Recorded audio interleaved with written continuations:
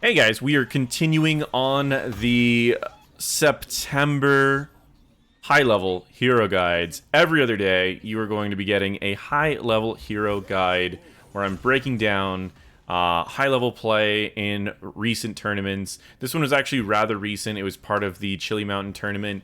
Uh, this was an ex-HGC Korean team that is playing on North America servers with high ping, and I wanted to talk about some of their strategy. I don't know if, or whether or not I've posted the video um, on competitive Korean players in North America, how they've adjusted and some of the tricks that they're doing, like these zombie walls. So I want to talk about Gondar's Nazeebo. Now Gondar is a he was on Team Blossom. He's a South Korean player. And his Nazeebo is kind of something else. So the reason that he does this is because he wants the wave to appear a little bit closer to his team, so that his team has a safer time getting that, and then he immediately starts pushing up top lane, so that he might be able to deny the enemies a little bit of experience, or at least pressure them in some way. Overall, this doesn't always pay off, but when you're playing at this level, the few times that it does pay off, it's totally worth it. So he starts off by simply just throwing out a zombie wall, getting some stacks onto his Widowmakers, and in the competitive scene, the Q build of Nazeebo has been used a lot more than most other builds, and I mean, he gets just roasted here. There's no real way around it. I mean, he can try to get out, but he just gets roasted. Q build has been used more often than not in the competitive scene for Nazeebo. Even if there's other builds that have higher win rates in Storm League, it's because Q build has the most single target damage, and in the early portions of the game with Nazeebo, that's really what he needs. He has a ton of slow, sustained damage that goes on random targets, but that's all irrelevant because it just gets all healed up by Malfurion, or whoever the enemy healer is at the time. But what Q build does is it does a lot of bursty damage to a very specific target, and so it's really, really powerful if you're good at it. The thing is Gondar has to deal with about 200 to 300 pings, so landing his Q on enemy heroes is probably out of the question unless they're CC'd first. And that's what they kind of built this around. So he's going to get his stacks on his Q as soon as he can. But ultimately, he is going to use his Q whenever his tank CCs or whenever the Ana sleeps. And that's going to be much more valuable. Now, he's still double soaking, so he's able to get the stacks that he needs. And he ends up going with a talent that's a little bit better in team fights in the early game, and a little bit not as good, a little bit worse for the late game, which is Hex Crawlers. So generally people take Big Voodoo, which doubles the value of your trait. Where Voodoo Ritual currently gives him 250 health, it would give him 500 health.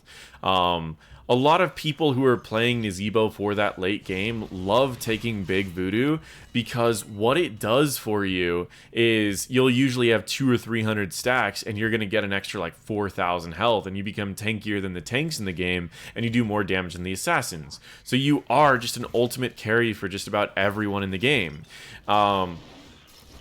But he doesn't really go with that. He goes with the thing that's going to give him more value sooner than later, and he doesn't worry about it at all. And so that's kind of the thing about it. You can see that he doesn't throw his Q out very often, because it is very hard to land. When he does, he really overshoots the ability a little bit to try and find ways to, I don't know, get any value out of it whatsoever, because it's really difficult. He only has 17 stacks on Widowmaker, and it's level 6. They do a lot of siege damage early on, and you're going to see that he uses Zombie Wall quite a bit, because structures always attack summoned units first, so they'll attack all of the zombies before they attack any of the camp, allowing them to do more damage to the structures ahead of time. And so that's a really, really good method for them to take out the structures without ever actually needing to worry about taking out like a big portion of their team. They literally killed KT and pushed with a camp, and they were able to get a ton of value off of that. He tries to stay in lane as long as possible to get the most value, but they end up jumping on him. He's still safe, but he does need to worry about it just a little bit. He ends up taking the talent Spirit of Arakir. Spirit of Arakir makes it to where if Corpse Spiders hits only one enemy, it creates 2 additional spiders. Now, on camps, or on waves anyways, it's worth hitting multiple enemies because it deals flat damage that's going to trigger your trait. But when it comes to heroes, you generally only want to hit one, so that not only do you summon 5 spiders, but all 5 spiders attack the same target. And so that's something that you definitely want to be working on when you're doing that. So he throws out a quick Q, tries to go for a channel. Jay shifts, sees that he's doing that, and he ends up just kind of taking a step away and heading to another area. Throws out one more Q, gets a lot of value off of those 2 Qs. Pretty surprising that he was able to land those. Goes for a W, doesn't end up getting in range, and gets comboed by Felipe on the other side. And again, they're going against solid players, but it's going to seem like they're not when we get about halfway through this game. Felipe is an amazing Kel'Thuzad player, Grandmaster player. He's Grandmaster on multiple accounts. He has an account that's Felipe, that's Grandmaster, not Felipe, which is Grandmaster, maybe Felipe, which is Grandmaster, and probably like 2 more variations of that. So he's definitely a good player. With that being said, they go for the turn in here, and they are in a pretty solid spot. I like how Hyde's the one that zones out. And this is how they follow up whenever there's a sleep. They follow up a sleep with a zombie wall, and they follow up the zombie wall with corpse spiders. And that's enough to take out just about anyone. So I talked about this a while back, and I got actually a lot of like feedback on this particular thing, but I talked about Nazeebo having a 100-0 combo that's very easy to do, and it only takes 2 abilities. It takes spiders and it takes Ravenous spirits. And a lot of people told me, oh, that'll never work because you're self-rooting and you're just going to die, and any good team's going to kill you. But that's actually what they run, and it's absolutely devastating. It does about 700 DPS at level 10, and they often nano boost the Nazeebo, pushing that damage up to nearly 1,000 DPS. So right here, for example, is a great example. I mean, that's redundant, but you get the point. They start off with a Blessed Shield, into a Zombie Wall, into a Corpse Spider, into a Ravenous Spirit, and watch ETC's health. Bye, ETC. And then he cancels it because there's no way he was going to reach the Cassia in time. I personally think that this is a mistake over chasing this Cassia right here. It takes too long to kill her. It's not really worth it. And during this time, they could simply be sieging at mid or bottom lane. They do end up getting the kill, but again, during that time, they could have destroyed both mid and bot very quickly. In this case, though, they end up chasing down this Chen, and they just get some siege damage. So right here, he throws out his spiders, and this time it hit multiple enemies, so only 3 spiders get spawned. He does have his quest done. Once you get the Spirit of Arakir, it's rather easy to finish off your Widowmaker stacks if you didn't have it before, and this will make it to where they do 30% more damage and their cooldown's reduced whether or not you land the ability. So the 9-second cooldown is actually a 7-second cooldown. But you're generally taking it for the 30% extra damage along with the 2 extra spiders. And again, with just those 2 things alone and Ravenous Spirit, you can do upward of 1,000 DPS with almost no commitment whatsoever. It's really, really impactful. You can throw the zombie wall in to add just a teeny bit more DPS if you need to. So he's on pace to have his stacks done at level 20, especially if he continues double soaking the way that he is. But he has been focusing a little bit more on kills than most Nazeebos would, especially with those team fights. But it is definitely something that you're going to see a lot of, where they take these fights. He could potentially just ult here if he wants to and see how much damage he can get, and that's exactly what he does. He goes in, almost takes out Goose, but I have to admit, the enemies played this out really well on answering their engage. He even got nano boosted, but it just didn't matter because the enemies were there to CC him rather fast. So that is something that I would say is overall a mistake on his part. But remember that this entire team is playing on 200 to 300 ping, so stuff like this will happen. And as we get to level 16, Ice Block is pretty much a necessity in this level of play. You can use Ice Block to prevent yourself from getting pulled in from Valkyrie if they had that. You can use Ice Block to prevent the burst from Shadow Fissure after you get hit by the root. You can use Ice Block to avoid the Twilight Dream. It's just a necessity. While a lot of those things require pretty good reaction or at least decent ping, it's still something that's good for a wide variety of reasons. Now, level 16 is where he actually adapts a little bit differently. Most people in Spider build would take Spider Colony, but personally, I don't really like it because it doesn't reduce the cooldown of spiders anymore. It reduces the cooldown of your other abilities. So, to me, I don't really think it's that good of an ability, or good of a talent, and he doesn't take it either. He goes with Soul Harvest, increasing his spell power by a maximum of 35%, increasing that potential of landing a spider and just taking someone out. So again, he throws a couple spiders, having 200 or 300 ping. It's not going to happen.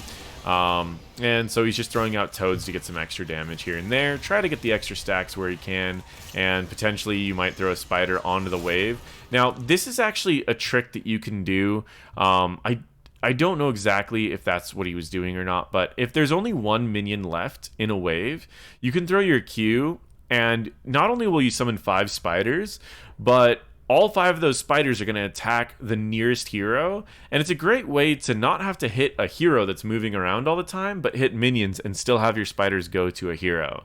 So that's something that's kind of neat if you want to just get value off of that. If the enemies are ever just sitting there and you have this talent, you can always just do that.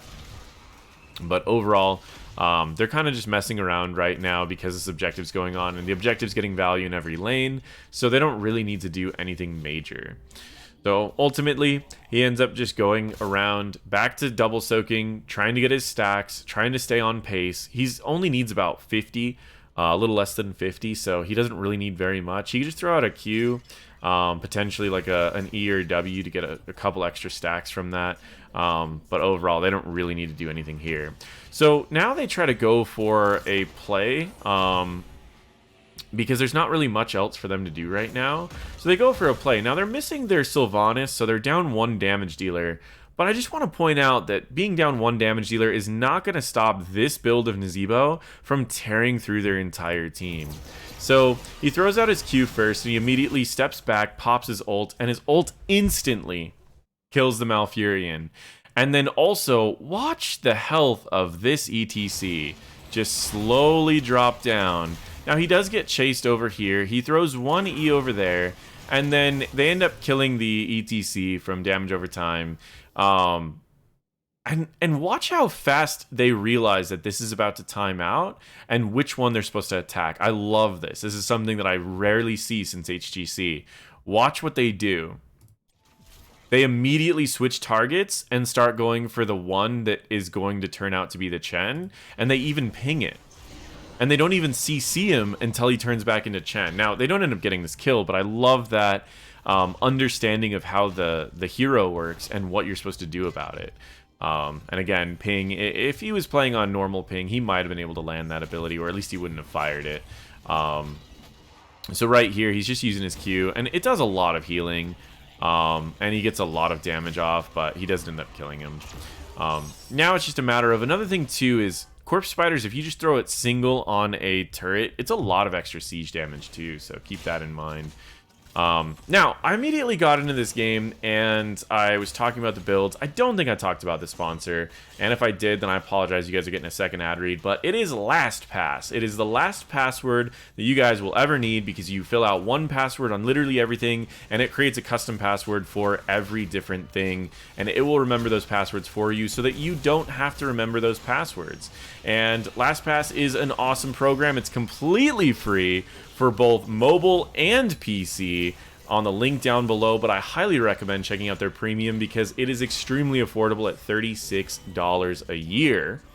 And it also helps out the channel a lot if you guys do end up picking that up. There are also family options and some work options, but generally I just recommend the free option, the premium option, the family option. Those are all great. With that being said, feel free to check out that link down below. Otherwise, let's get back into this game. Once again, level 16, he picks up Soul Harvest. Remember something about Soul Harvest. It's each nearby enemy. It is not nearby enemy heroes. This will even proc on turrets. A lot of people don't know this, but it actually procs on turrets. So you can actually be next to like 5 minions and instantly stack this and have 35% more max health, have 35% more spell power. You can proc it near a wall, like if you're just aimed right about here, you can hit the wall, the 2 turrets, and potentially a couple of minions and instantly stack up. So you can see he instantly gets 5 stacks before he clears this, and he clears it with just a single spider now because of that extra spell power that he has. So it's extremely powerful. And it's just a lot of extra health. It's easy to stack in team fights, and it's also just incredibly powerful. Now, once again, Cassia instantly dies. And this is a nano boost. So this is a nano boosted Ravenous Spirit. So to give you an idea, Ravenous Spirit at this level does like 600 or 700 DPS. And then you also are going to include that 30% more. Plus there's spiders out there. You can see all the 142s. That's the spiders. I mean, Cassia instantly died. ETC dies almost instantly. Look at how much damage he's doing. 600 EPS right now off of just the Ravenous Spirit. It's brutal. He doesn't use Soul Harvest as often as he should in these fights, but because it doesn't have a cast time, so there's no downside in casting it. He also doesn't actually use Ice Block very much, and I think it's because of his ping. So it's definitely something that I would, if you're not going to use it, I would potentially go with something else. Gain spell power while you're not being attacked, removes this bonus if you get attacked. It might be pretty good, but he's generally getting focused, so it might not be that good. Gaining 25 armor whenever your toads hit things could also be pretty good. But again, Ice Block is fine if you're good at it. I just think maybe he should probably not go it just because of his ping. But yeah, this is pretty much what I wanted to share with this Nazeebo build. It's a pretty scary Nazeebo build. Yes, it's just spiders. Spiders are scary. No, but it's spiders into Ravenous, and comboing those together off of a single CC that your team does is literally 100 to 0ing anyone that he goes for, and that's brutal. It's so much damage. It's crazy how much damage it is. So right here, the enemies are going for boss, and he decides to just get a couple more stacks because, I mean, he was there already, but I think he just wasn't expecting the enemies to actually go for boss. So once again, he throws out his Q, and he just Ravenous Spirits. There goes ETC. Now, maybe ETC slides away. Watch, I don't know, KTZ's health. There goes KTZ's health. And that also got Malfurion to half health. And so during that, he brought ETC down from full health to 30% health. He took KTZ down from 100% health to 0. And he took Malfurion down from full health to half health. Like, I mean, that's crazy. And there goes Chen. And now they close out this game. It's wild. I love this build. In Storm League, I don't know if it's the best build just because landing your Q is going to be difficult, and if you can't always follow up your team CC, it's going to be rough. But if you guys are playing competitive, or you're playing with a friend who can set up with a long enough CC to land your zombie wall, which is only 1 second, then definitely try out this build. Let me know how you guys think this build is. And then finally, I just want to tell everyone, once again, thank you guys so much for watching. Try out LastPass, click the link down below. And again, continuing all September, every other day, we're going to be having a high-level hero guide coming out. So make sure to subscribe, click the little bell so you can see all the new high-level hero guides that are going to be popping up for the rest of the month. So I will see you guys next video, hopefully in 2 days.